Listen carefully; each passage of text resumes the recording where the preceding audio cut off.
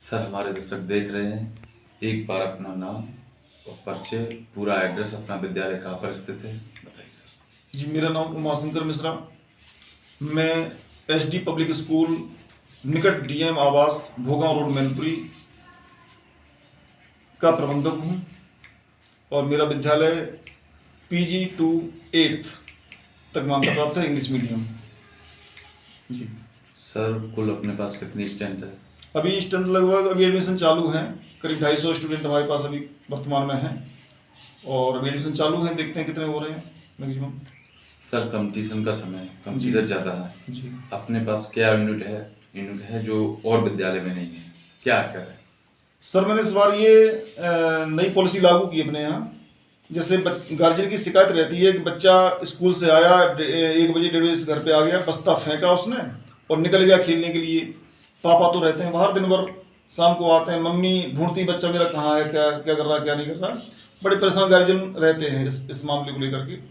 तो हमने इस बार नई व्यवस्था ये रखी है कि बच्चा सुबह हमारे यहाँ स्कूल में आ जाएगा। स्कूल टाइमिंग जो होती है नॉर्मल, हमारे यहाँ 7:40 का स्कूल है अभी इस टाइम, और बच्चा हम शाम को 6 बजे यहाँ से बाहर छोड़ेंगे। 6 बजे बच्चा हमारे यहाँ स्कूल से निकलेगा। इस 6 बजे तक हम करवाएंगे क्या बच्चे से, जैसे 1 बजे तक तो हमारा स्कूलिंग टाइम रहता है, उसके बाद छुट्टी हो गई तो जो बच्चे घर जाने वाले हैं वो घर चले जाते हैं। जो डे बोर्डिंग फुल डे रहने वाले बच्चे जो हैं उनको हम रोक लेते हैं। आधा घंटा अपना खेल कूद लो, फिर 1 घंटा परमानेंट इंग्लिश स्पीकिंग कोर्स की व्यवस्था हमने करी है। परमानेंट इंग्लिश स्पीकिंग कोर्स उनको दिया जाएगा। उसके बाद हम लोग क्या करते हैं कि जैसे हाई स्कूल इंटर या बीए बीएससी करने के बाद फिर नौकरी की तैयारी के लिए बाहर निकलते हैं, तो हम डिले हो जाते हैं आज की कंपटीशन एज को देखते हुए। तो हम 1 घंटा जीएस, रीजनिंग और जो नौकरी में काम आने वाली बेसिक चीज़ें होती हैं उनकी तैयारी 1 घंटा पर डे यहाँ करवाते हैं। तीसरा पीरियड हमारा यहाँ रहता है, अब जैसे बच्चे मान लो यहाँ सब 6 बजे तक रहेंगे, खेल कूदने के लिए उनको नहीं मिल पाएगा टाइम, तो 1 घंटा उनको खेल कूद की व्यवस्था हमने कर रखी है। और खेल कूद ऐसे नहीं कि गांव में कंचे खेलते हैं या फिर गिल्ली डंडा खेलते हैं, वैसे खेल भी नहीं है। अपने टेबल टेनिस की व्यवस्था करवा रहे हैं हम। जी। और रैकेट, चिड़िया बल्ला जैसे बोलते हैं, ये व्यवस्था है। और इंडोर गेम जैसे कैरम बोर्ड वगैरह है, ये बच्चों के लिए हमने व्यवस्था कर रखी है। और शाम के टाइम जैसे बच्चे अपना टिफिन सुबह लेके आएंगे, 1-1:30 बजे तक उनका काम चल जाता है। जब बच्चा हमारे पास शाम तक रुकेगा तो एक टाइम का उसको हम भोजन भी बना के देते हैं। वो आपके विद्यालय की तरफ से सर भोजन मिलता है? जी, विद्यालय की तरफ से भोजन मिलता है। क्या सर इसका कोई आप चार्ज काटते हैं कि अपनी तरफ से ही? कोई चार्ज नहीं, जो हमने फीस पैकेज बना रखा है उसी फीस में है। और फीस इतनी नॉर्मल रखी है कि गार्जियन पे एक्स्ट्रा बोझ नहीं पड़ने वाला। कोचिंग, ट्यूशन वूशन सबकी व्यवस्था हमने अपने यहाँ कर रखी है।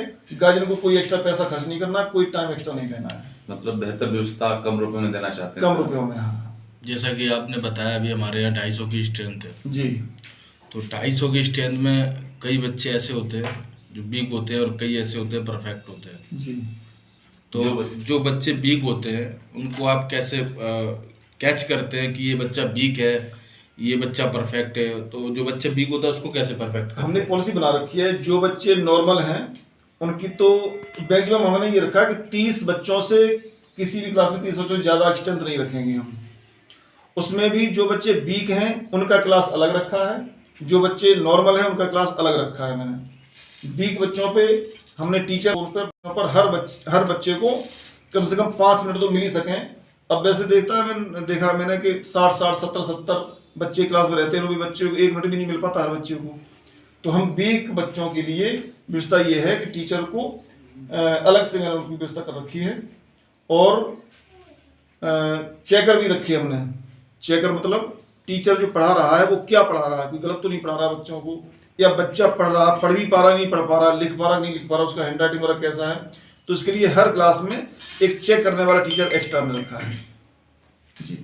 हमारे सर्वे के आधार पर सर एक समस्या दिखाई जी कि कई टीचर ऐसे होते हैं जो बाकायदा अपना काम समझते हैं, कई टीचर ऐसे होते हैं जो अपने बोझ की तरफ देखते रहते हैं जी और कार्य अपना नहीं करते। उन टीचरों को कैसे कैच करते हैं सर? टीचर की व्यवस्था मैंने सर पहली बात तो ये रखी है कि कोई भी सेल फोन, मोबाइल फोन लेकर के क्लास में एंटर नहीं करेगा। अपना फोन लेके आइए, लेके आते अगर स्कूल में तो ऑफिस में जमा कर दीजिए, जब छुट्टी होगी तो अपना फोन ले जाइए। टीचर से मैंने क्या रखा, आपको हम अच्छा पेमेंट दे रहे हैं तो हमें अच्छा रिस्पॉन्स चाहिए। हमें ये नहीं चाहिए कि टाइम पास करने आए हैं और टाइम पास करके चले जाएं, छुट्टी कब हो रही है इसी पर ध्यान देना है, सो नहीं। हमें टीचर चाहिए तो रिस्पॉन्सिबिलिटी पूरी टीचर की हमने ये दे रखी है कि टाइम टू टाइम अपना क्लास लीजिए और बढ़िया रिस्पॉन्स दीजिए। भाई हम पेमेंट दे रहे हैं, हम इस बार क्या अगले 2-3 साल से सोच रखा मैंने कि नो प्रॉफिट नो लॉस। जी। हमें बच्चों से पैसा नहीं एक्स्ट्रा नहीं लेना है, जो भी लेना है हम टीचरों को दे देंगे, लेकिन टीचरों से हम उतना लेबर करवाएंगे ताकि बच्चे हमारे निकलें। भाई गरीब आदमी पैसा इकट्ठा करके बच्चों पे लगाता है इस उम्मीद से कि हमारा बच्चा कुछ बिल्कुल सीखे, कुछ बने। अब उनके आशाओं पर खरा न उतर पाए अगर हम, तो हमारे लिए ये बहुत गलत बात होगी। कुछ लोगों ने इस चीज को बिजनेस बना रखा, सर इसके बारे में क्या कहना चाहते हैं?